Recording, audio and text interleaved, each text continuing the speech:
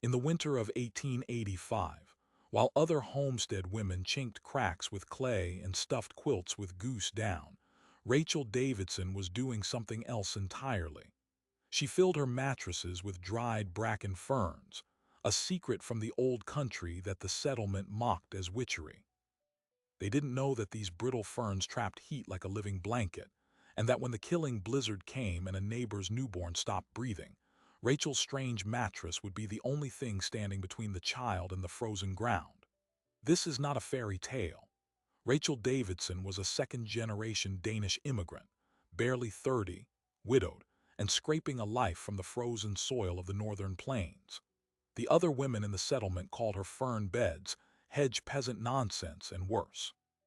But Rachel had watched her mother and grandmother fill bedding with brittle fronds in the old country, knowing that the curled leaves trapped pockets of still air warmer than any feather ticking. When the infant daughter of the very woman who mocked her hardest stopped breathing in a blizzard so cold that water froze on the stove, the only person not panicking was Rachel. The question that gripped the entire settlement was one that still haunts us today.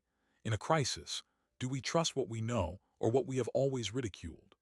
Rachel Davidson arrived in the Dakota Territory in the autumn of 1883, 2 years after burying her husband, Carl, beneath a mound of stones on a failed wheat plot in Minnesota. She came north alone with a handcart, a cast-iron spider pot, and seeds carefully wrapped in oilcloth. The homestead she claimed stood on the very edge of the Cottonwood Creek settlement, a cluster of sod roofs and raw-plank cabins that had not yet learned to call itself a town. The women there took one look at Rachel's bedding and began to whisper. She did not sleep on a proper tick stuffed with goose feathers or corn shucks like every other wife in the basin. She slept on a mattress she had sewn herself from worn grain sacks, filled to bursting with dried bracken ferns. The fronds were brittle and brown, they crackled when she turned in the night, and the whole arrangement smelled faintly of forest gone dry. No one in Cottonwood had ever seen anything like it, and most decided they did not want to. The loudest voice belonged to Sarah Thorne, a formidable woman whose husband, Ansel, ran the freight wagon that connected the settlement to the outside world. Sarah considered herself the judge of domestic virtue in the county. She had made the long journey from Indiana 5 years earlier with a full set of proper housekeeping knowledge, and she dispensed it freely whether anyone asked or not. Her cabin sat closest to Rachel's claim, less than a quarter-mile across the frozen creek. From the day Rachel arrived, Sarah watched her new neighbor with a mixture of curiosity and deep suspicion. That first October, when the air turned sharp and the other wives began airing their heavy quilts, Sarah walked over to introduce herself properly. She found Rachel outside, filling a fresh mattress casing with armloads of dried ferns that had been spread across the porch. Sarah stared at the strange brown stuffing and did not try to hide her expression. "That's what you're sleeping on?" she asked. "Dead weeds." Rachel straightened slowly and looked Sarah in the eye. "Where I come from," she said, "we call them feather fern. They keep the cold away better than goose down." Sarah laughed. Not a quiet, private laugh, but the kind of laugh meant to carry. By nightfall, half the settlement had heard about Rachel Davidson and her weed mattress. The name stuck like burdock, the weed wife of Cottonwood Creek. It was meant as mockery, and Rachel knew it. But she did not stop stuffing her mattresses with bracken. She did not stop telling the other women that the secret was older than this country itself. What they failed to understand was that Rachel's knowledge did not come from superstition or poverty. It came from a grandmother who had survived winter in a tiny fishing village on the cold coast of Jutland, where the wind never stopped and feather beds froze solid against the wall. The old country tradition was simple but deeply practical. Dried bracken fronds curl into themselves as they cure, trapping thousands of tiny air pockets inside each leaf. Those pockets create a thermal barrier that lifts the sleeper off the cold ground and holds body heat inside the casing longer than any other filling known to peasant households. It cost nothing, it weighed little, and it could save a life when the temperature dropped below the point where even wool stopped working. Rachel had slept on fern beds her entire childhood and had never once felt cold through the bottom of her bedding, not even when the North Sea fog crept through every crack in the walls. She tried to explain this to anyone who would listen. Sarah Thorne found it ridiculous. "My quilts are heavy enough to break a clothesline," she told the women at the well one morning, loud enough for Rachel to hear. "I don't need a forest floor in my bed to stay warm." As the winter of 1885 crept closer, the settlement began preparing in its usual way. Men hauled firewood from the cottonwood groves along the creek. Women sealed window cracks with rags and clay. Ansel Thorne made 3 extra freight runs to bring in supplies before the trails closed. Everyone knew the Dakota plains were capable of a killing cold that could drop 50 degrees in a single afternoon. The old-timers spoke of the winter of 1880 that had buried an entire family near Bismarck before anyone even knew they were missing. So the pressure to prepare correctly felt urgent, almost desperate. In that atmosphere, Rachel Davidson's peculiar habits began to seem less quaint and more unsettling. She did not stack her firewood directly against the cabin wall like everyone else. Instead, she left an air gap behind the pile. She hung bunches of dried ferns near the door, not for decoration but as a wind baffle. And when she saw Sarah Thorne's baby daughter Lillian, wrapped in heavy wool but shivering on a visit one afternoon, Rachel made an observation that would later echo through the settlement like gunfire. "Your baby is cold from underneath," she said quietly. "That wool holds nothing when the ground freezes through the floor." Sarah snatched her child close and glared. "I have raised 3 children through winters worse than this. I think I know how to keep a baby warm." Rachel said nothing more, but she saw the faint blue tint at the edges of the infant's lips, and she knew what it meant. The blizzard struck without warning on the first day of February 1886. It came down from the Canadian plains like a white wall, so fast that men caught in their barns could not cross 50 feet to their own cabins. Wind drove the snow sideways with enough force to bury fence lines in under an hour. Temperatures plunged well below the coldest reading on any thermometer in the settlement. Inside their cabin, Sarah Thorne wrapped Lillian in every blanket they owned and kept the stove blazing. But the floorboards were raw planks laid over frozen earth, and the cold rose through them like water through cloth. By the second night of the storm, the infant's breathing had begun to change.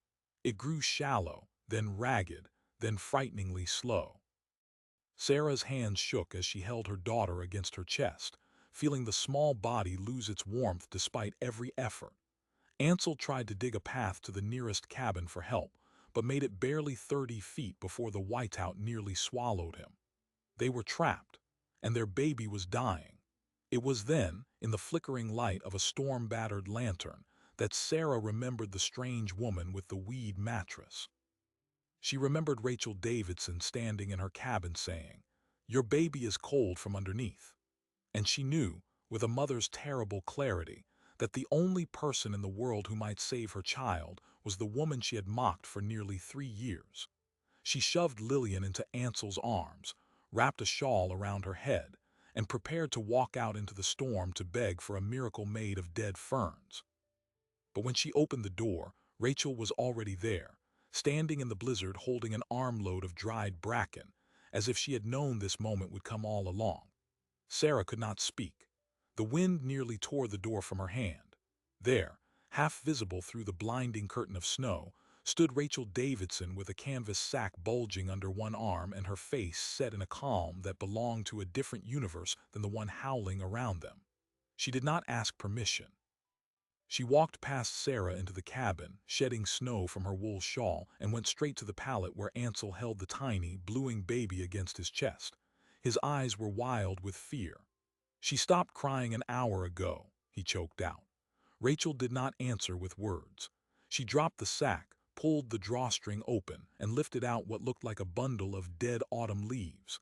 But her hands moved as if they held something precious. She layered the dried ferns onto the bed in precise, overlapping rows, then folded the mattress casing over them to create a shallow basin. With a gesture that brooked no delay, she took Lillian from Ansel's arms and laid the infant into the center of the fern nest. Then she pulled the edges up around the child, tucking the prickly fronds close against the tiny body like a cocoon. Sarah stood frozen, her heart hammering. "What are you doing to her?" she demanded. Rachel did not look up. I'm giving her back the heat she's losing to the floor. She placed her own palm flat against the fern mattress beneath the baby. Feel this, she said to Sarah. Go on, feel it. Sarah knelt hesitantly and pressed her hand against the bedding. Even through the dry leather of her fingers, she felt the warmth blooming upward, a slow, steady heat that was not coming from the stove. It was coming from the ferns themselves. What none of them fully understood in that frantic moment was that Rachel had not performed magic. She had simply applied a principle of thermal physics that peasant women in northern Europe had known for centuries.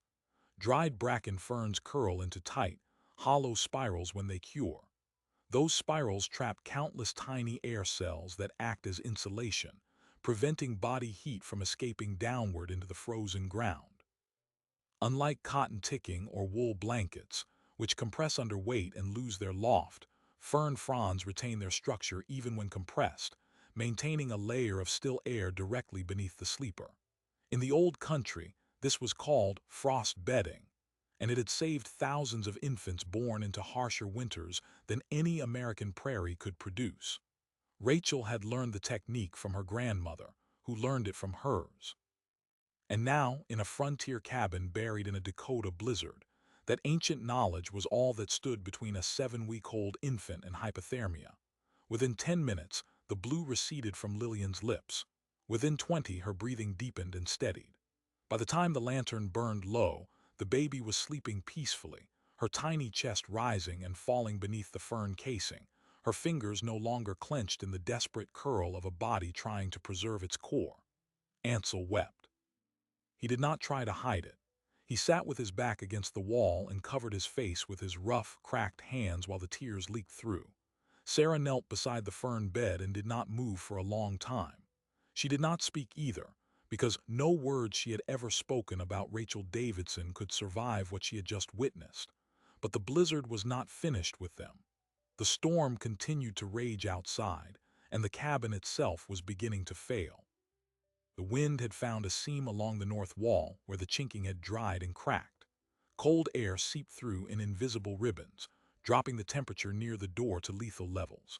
The stove was burning through wood faster than Ansel could split it, and the pile of split logs beside the hearth was shrinking with terrifying speed. They might have survived the cold with the fern mattress for the child, but they could not survive 4 more days without enough fuel. Rachel saw the problem before anyone else said it aloud. She walked to the north wall and ran her fingers along the gap, feeling the icy breath pushing through. Then she did something that surprised them both. She went back to her sack, pulled out another bundle of dried ferns and began stuffing them directly into the cracks in the wall. The ferns hold still air, she explained while she worked. Still air doesn't carry heat away from you. That's the secret. She packed the chinking with bracken fronds, layer upon layer, until the draft stopped. Then she did something else that no one expected. She took a handful of the ferns, crushed them into a coarse powder between her hands, and scattered it along the floorboards near the door. What's that for? Sarah asked. The powder absorbs frost, Rachel said. It keeps the floor dry. Frost against wood becomes ice. Ice conducts cold 10 times faster than dry wood. Sarah stared at her. Everything she had dismissed as peasant superstition was revealing itself as a survival system so sophisticated that it made her own preparations look like guesswork. She had stacked blankets and thought herself prepared. Rachel had engineered an entire thermal defense using nothing but dead weeds and careful observation.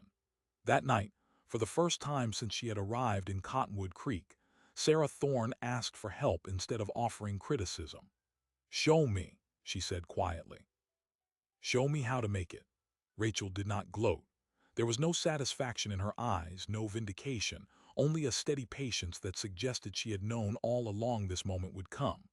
She sat on the floor beside Sarah and began demonstrating how to select the right ferns. Bracken, not maidenhair. Stems cut in late autumn after the first frost but before the snow. Dried slowly in a covered space, never direct sunlight, because sunlight made them brittle and ruined the curl. The leaves must be stored loose, never compressed, so the air cells remained intact. And the mattress casing had to be woven tight enough to hold the fronds in place but not so tight that the filling could not loft. Sarah listened with the desperate attention of a woman who had nearly lost her child. Ansel took mental notes while he fed the stove. Outside, the wind screamed on, but inside the cabin, the temperature had begun to climb. The chinking held. The floor stayed dry.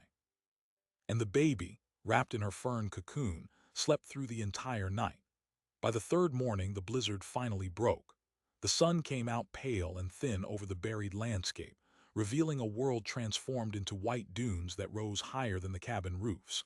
Drifts had swallowed entire fences. A wagon parked near the creek had disappeared entirely, nothing but a lump in the snow. As the families of Cottonwood Creek dug themselves out, the story of what happened in Sarah Thorne's cabin began to spread. Not through letters or newspapers, because there were none, but through the telegraph of frontier women. The whispered words passed over a broken fence line, the urgent questions asked while hauling water from a shared well. A baby had stopped breathing in the storm. The weed wife brought dead ferns into the house, and the baby was alive. Some women crossed themselves and muttered about dark arts. Others remembered their own grandmothers speaking of similar practices from the old countries and began to wonder aloud whether they had been too quick to judge. But the most surprising reaction came from Sarah herself. She stood on her porch the day after the storm and waited for the gathering of wives who always convened on clear mornings to exchange news. When they arrived, breath clouding in the bitter air, Sarah did not equivocate. She held up a handful of dried bracken for all of them to see. "My daughter is alive because of this," she said. "I was wrong about Rachel Davidson, and if you have children in this settlement, you need to learn what she knows before the next storm hits." But not everyone was ready to listen. Standing at the back of the small crowd was a woman named Eliza Cordell, the wife of a prominent cattle man who had donated the lumber for the settlement's tiny chapel. Eliza had not been friendly with Sarah before, and she was certainly not friendly now. She stepped forward and examined the brown ferns in Sarah's hand with an expression of pure contempt. "You're telling us to trust witchcraft over the Lord's will," she said flatly. "My children sleep under quilts blessed by Reverend Harper. I'll not have them wrapped in hedgerow trash no matter what happened in your cabin." The other women exchanged uncertain glances. The line between knowledge and superstition had always been thin on the frontier, and the weight of community judgment fell heavily on anyone who dared cross it. Sarah tried to argue, tried to explain the physics of what she had seen with her own eyes, but Eliza Cordell simply turned her back and walked away. That would have been the end of it, perhaps, if another child had not fallen sick 3 days later, not from the cold, but from something else entirely. Something that would force the entire settlement to confront whether Rachel Davidson's fern beds were a curiosity to be tolerated or a lifeline they could no longer afford to refuse. The child who fell ill was not a stranger's. It was Eliza Cordell's own son. Thomas Cordell was 4 years old, a sturdy boy who had weathered the blizzard without obvious harm. But by the fourth morning after the storm, something had changed inside him. His breathing turned labored and wet. A deep cough rattled from his chest every few minutes, and when Eliza pressed her ear to his back, she heard a sound that stopped her heart. A crackling, like dry leaves crushed underfoot, coming from deep inside his lungs. The frontier wives had a name for that sound. They called it lung fever, and they feared it more than a prairie fire. There was no doctor within 100 miles. No apothecary, no medicine beyond the tinctures and poultices that women passed down through their own family lines. Eliza had spent years dismissing the old ways as peasant superstition. Now, with her only son burning with fever on a damp pallet, she had nothing. She sent her husband to fetch the one woman in the settlement who still remembered remedies from the other side of the ocean. And when Rachel Davidson walked through the door, Eliza Cordell did something no one in Cottonwood Creek had ever seen her do. She fell to her knees and wept. Rachel did not hesitate.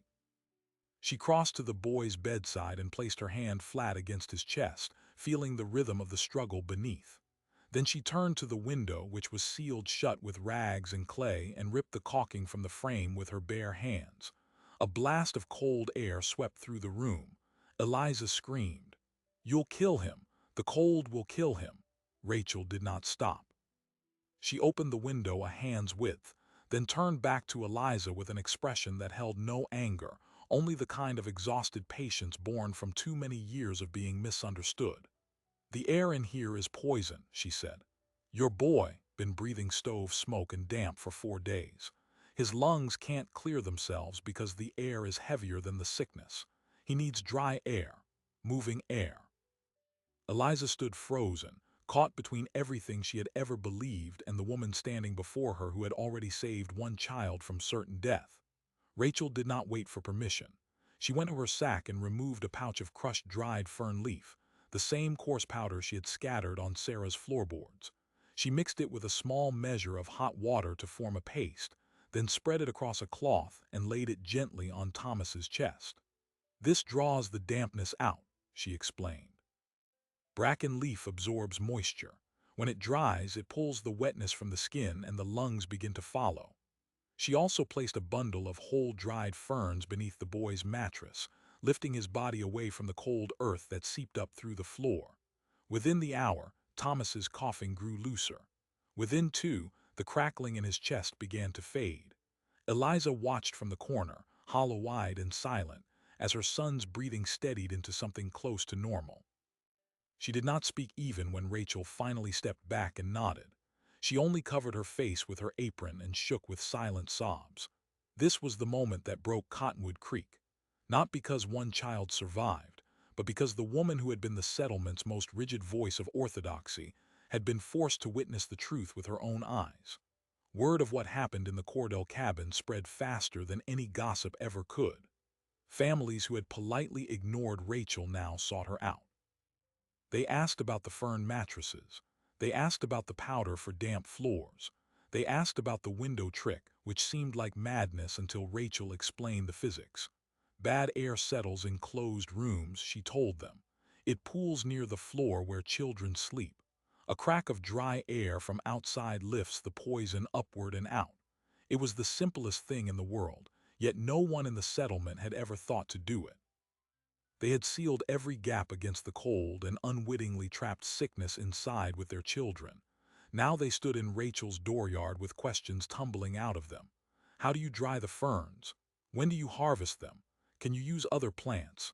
Rachel answered every question with the same quiet patience she had always shown. She did not charge for the knowledge. She did not turn anyone away. She simply showed them how to recognize bracken fern from the less effective varieties, how to cut the stalks in late autumn when the sap had dropped but the leaves still held their curl, and how to store the dried fronds through winter without losing their loft. The women listened, and one by one, they stopped calling her the weed wife and began calling her by her name. But there was another layer to Rachel's knowledge that took the settlement far longer to understand. It was not only the ferns themselves that mattered. It was the system of thinking behind them. Rachel had been taught by her grandmother to observe the natural world not as a collection of resources to be conquered, but as a living pattern that revealed its secrets to those who paid attention. Ferns curled away from frost. That told her they could hold air. Bracken leaves dried to a powder that absorbed moisture. That told her they could fight dampness. The old country had no microscopes, no laboratories, no scientific journals. It had only centuries of careful watching, and the knowledge it produced was no less rigorous for its lack of formal language. Rachel was not a witch. She was an empirical scientist working with the tools her ancestors had given her, and the proof was now breathing in 2 cabins that could easily have become graves. The settlement began to change. Women who had spent years competing over whose quilts were thickest now traded cuttings of bracken root to plant near their own homes. Ansel Thorne, who had once dismissed Rachel's air gap behind the woodpile as laziness, now copied the design himself after noticing that her firewood stayed dry while his own grew mold from earth contact. Even Reverend Harper, who had initially shared Eliza Cordell's unease, preached a sermon from the book of Proverbs about the wisdom of observing the ways of creation. Eliza Cordell never publicly apologized.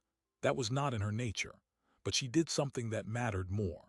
In the early spring, when the first green shoots of bracken began pushing through the thawed ground along the creek, she walked to Rachel's cabin carrying a basket of dried apple slices and a length of good wool cloth.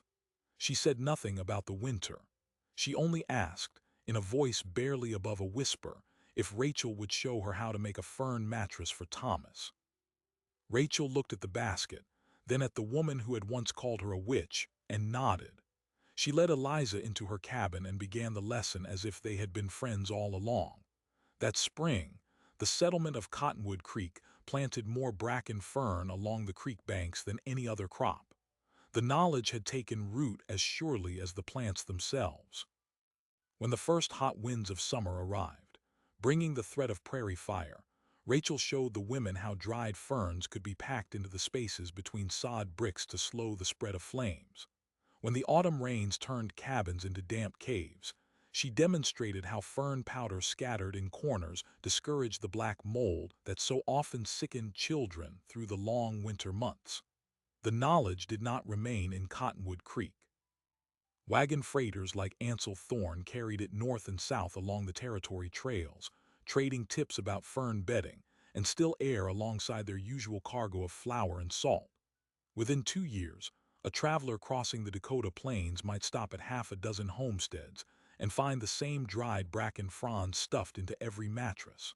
The women who used them no longer called the practice old country magic. They called it sense. But the final test of Rachel's legacy was still to come. In the third winter after the Great Blizzard, a second storm struck the basin with even greater ferocity. This one lasted 5 days and dropped temperatures so low that even seasoned trappers refused to leave their cabins. When the sky finally cleared, the men who ventured out to check on their neighbors found something that defied belief. Every cabin that had adopted Rachel's fern bedding, her air-gap woodpiles, her chinking stuffed with dried bracken, had survived. Not just survived. The families inside were warm enough, dry enough, and alive. The few holdouts who had refused the new methods suffered the worst: frozen limbs, collapsed roofs, one chimney fire that destroyed an entire cabin wall. The evidence was no longer anecdotal. It was statistical, written in the pattern of frostbite and survival across a 20-mile stretch of prairie. Rachel Davidson, the woman they had mocked as the weed wife, had quietly saved an entire community. And she had done it with nothing but dead ferns and the stubborn refusal to let other people's ignorance kill her neighbors. On the first warm Sunday of that spring, the congregation gathered at the tiny chapel that Eliza Cordell's husband had helped build. The service was supposed to be a routine Easter celebration. But before the final hymn, Sarah Thorne stood up from the back pew holding a bundle in her arms. It was her daughter, Lillian, now a healthy 3-year-old with bright eyes and a laugh that filled the room. Sarah walked to the front of the chapel and turned to face the assembled families. Her voice trembled, but she did not cry. She told them what they already knew but had never heard spoken aloud in a sacred space: that Rachel Davidson had walked through a blizzard with a sack of dead ferns and given a dying infant back to her mother, that she had asked nothing in return, that she had taught them all, without ever demanding credit or recognition, how to survive a land that killed the unprepared. And then Sarah said the words that would seal Rachel's place in the history of that settlement forever. Every child born in Cottonwood Creek from this day forward will know the name of Rachel Davidson, and my daughter, the child she saved, will carry it as her own. From that morning on, Lillian Thorne would be known as Lillian Rachel Thorne. The first child named not after a saint or a grandmother, but after a neighbor who taught them that the oldest knowledge is sometimes the most powerful, and that wisdom wears whatever clothes its keeper chooses to put on. The name Lillian Rachel Thorne did not fade into the quiet of church records. It traveled. Ansel Thorne, who had never been a man of many words, became a man of one story. At every freight stop between Cottonwood Creek and the railhead at Bismarck, he told it. The infant who stopped breathing, the woman no one respected, the dead ferns that became a cradle of life. By summer, homesteaders who had never set foot in Cottonwood were writing letters asking how to identify bracken fern, where to harvest it, and whether the dried leaves really worked better than goose down. Rachel answered every letter herself. She wrote slowly, carefully, often with a child on her knee, and a pot of stew bubbling on the stove, describing the curl of the frond, the timing of the harvest, the exact thickness of the mattress casing. She sent packets of dried bracken through the mail, wrapped in brown paper and tied with twine, along with handwritten instructions in her careful script. The postmaster at Cottonwood, who kept a tally of all outgoing mail, later remarked that in the 10 years after the Great Blizzard, Rachel Davidson mailed more letters than the entire rest of the settlement combined.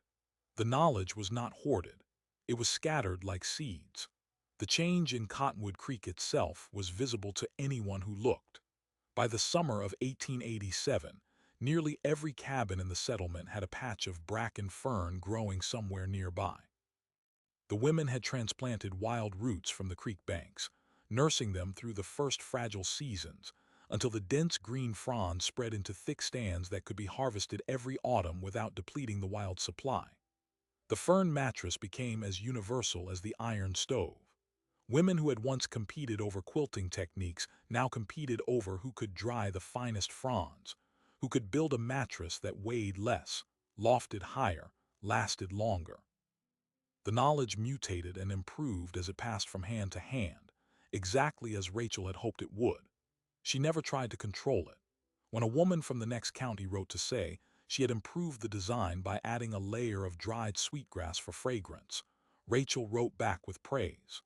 When a Danish family 2 settlements away recognized the practice as something their own grandmother had done in the old country, Rachel invited them to Cottonwood to share their variations with the community. She was not building a reputation. She was building a network, and it grew roots as deep as the ferns themselves. Rachel Davidson lived in that cabin on the edge of Cottonwood Creek for another 23 years. She never remarried, though men came calling, drawn by her steady competence and the quiet beauty that had not dimmed with age. She chose instead to remain what the settlement eventually learned to call her, not the weed wife, but the fern mother. She attended every birth in Cottonwood for more than 2 decades, arriving with her sack of bracken fronds no matter the hour or the weather. She would lay a fresh fern mattress beneath the laboring mother, knowing that the warmth and dryness reduced the risk of childbed fever, which thrived in damp bedding. No mother under her care ever died in childbirth, a statistic so improbable on the frontier that a visiting doctor from Fargo once spent 3 days interviewing her methods and left with pages of notes. When he asked what she called her technique, she shrugged and said, "Keeping them warm."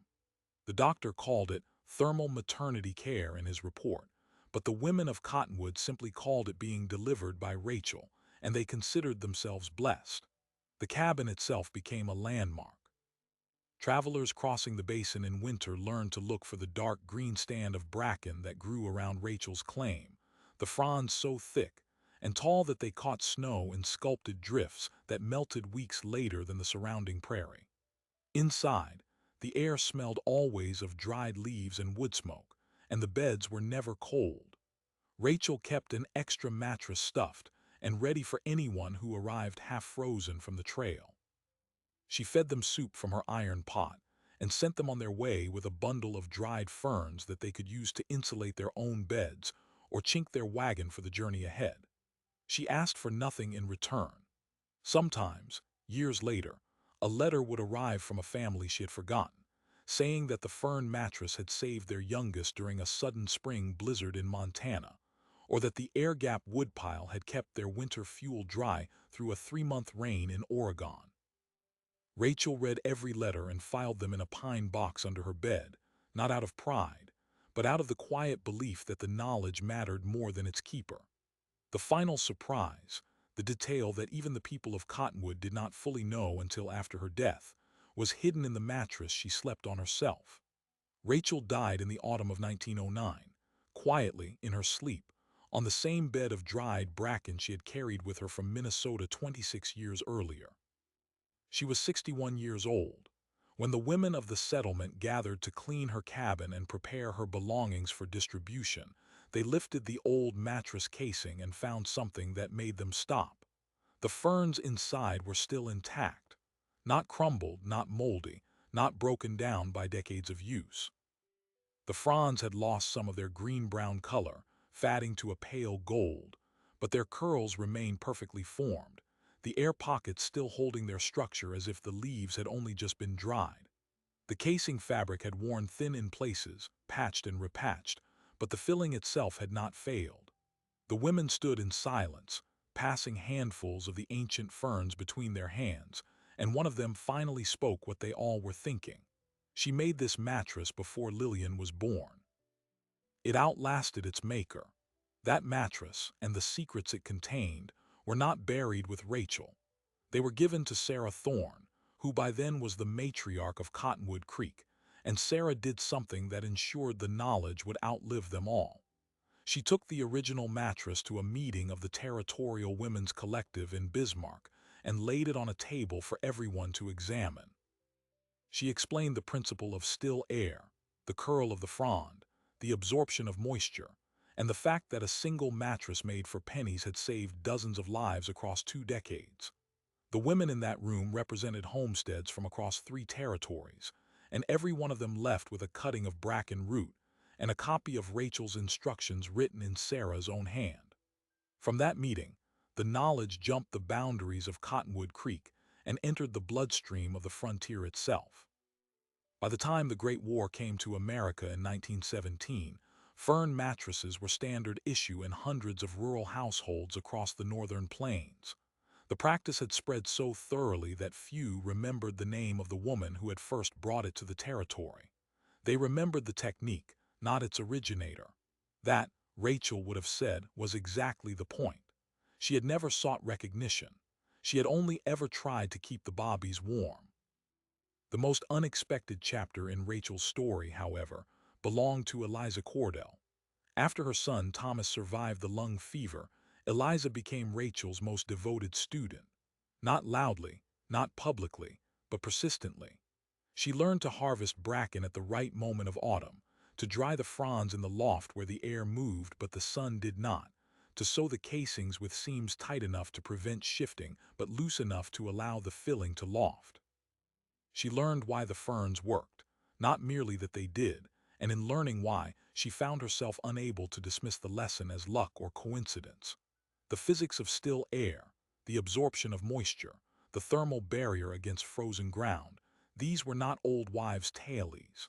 They were principles of nature that Rachel had simply observed before anyone else bothered to look. Eliza spent her final years writing everything she had learned into a diary bound in leather and stitched by hand. On the inside cover, she wrote a single sentence: "For the next winter and the one after that, and all the winters we will not live to see." That diary survives today in the archives of the State Historical Society of North Dakota, filed under folk medicine and frontier practices. The handwriting is neat and precise, the observations clear. It is one of the few primary documents that records, in the words of an eyewitness, the night a baby named Lillian stopped breathing and a woman armed with dead ferns brought her back. The diary also contains a list of every family Rachel helped, the names of every child she delivered, and a map of where bracken fern grows wild along the creek banks of Cottonwood. The last entry is dated 1909, the year Rachel died, and it ends with 7 words. She was a scientist without a degree. So what do we make of Rachel Davidson? Was she a forgotten genius, an empirical mind born into a world that refused to recognize her brilliance? Or was she simply a woman who remembered something that the rest of us forgot? The fern mattress was not her invention. It was an inheritance, passed down through generations of women whose names were never recorded, whose contributions were never measured, whose knowledge was dismissed as superstition by the very people it kept alive. Rachel was the one who carried that inheritance across an ocean and refused to let it die in the frozen ground of a new country. She was not remarkable because she discovered something new. She was remarkable because she held on to something old when everyone around her was determined to bury it.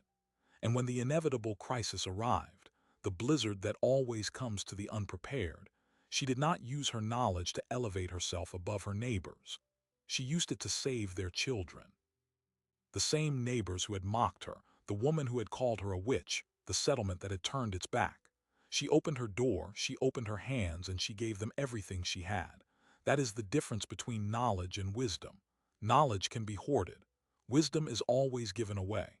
Rachel Davidson understood that distinction, and the proof of it lived long enough to carry her name into the next generation. Lillian Rachel Thorne grew up, married, and had children of her own.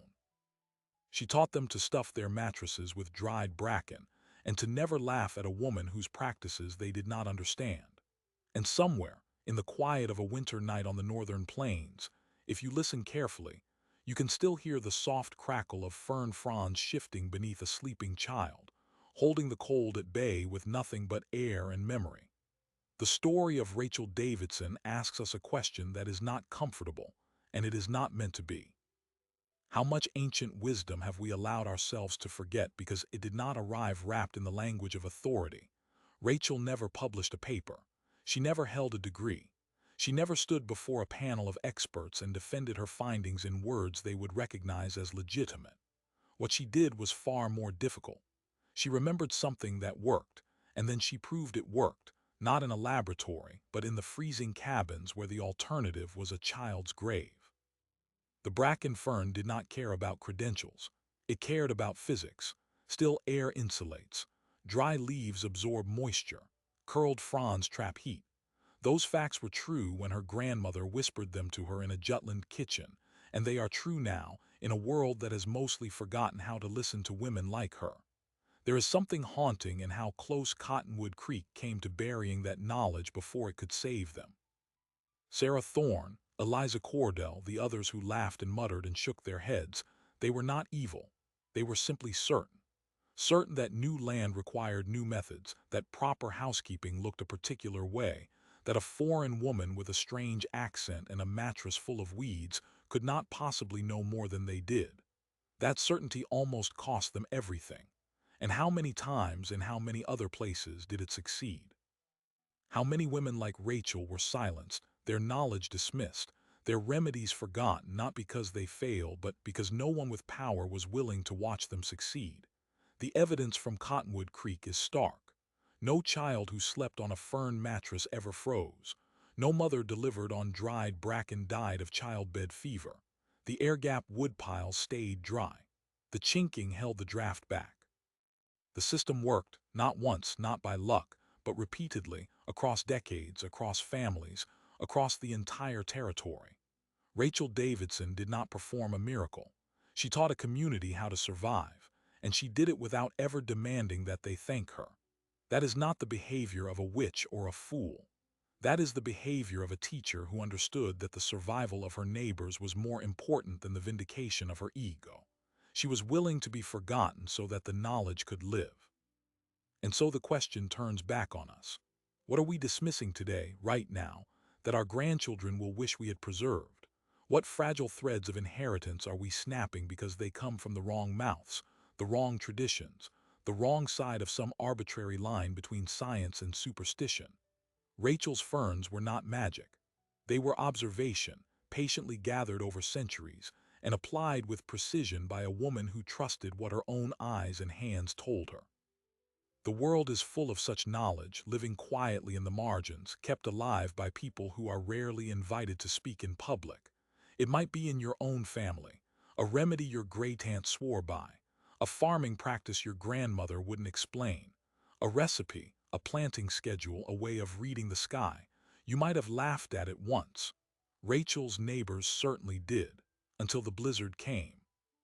If you had been in Cottonwood Creek that winter, if you had stood in that freezing cabin and watched a blue-lipped infant draw her first deep breath on a bed of dried ferns, would you have listened? Or would you have dismissed it like the others, only to weep and beg forgiveness when the storm refused to wait for your apology? That is the test Rachel Davidson still offers us, more than a century later. Not to believe everything we hear, but to stay curious long enough to learn who actually knows what they're talking about. Subscribe now and join us as we uncover more forgotten stories of those who dared to trust what others refused to see.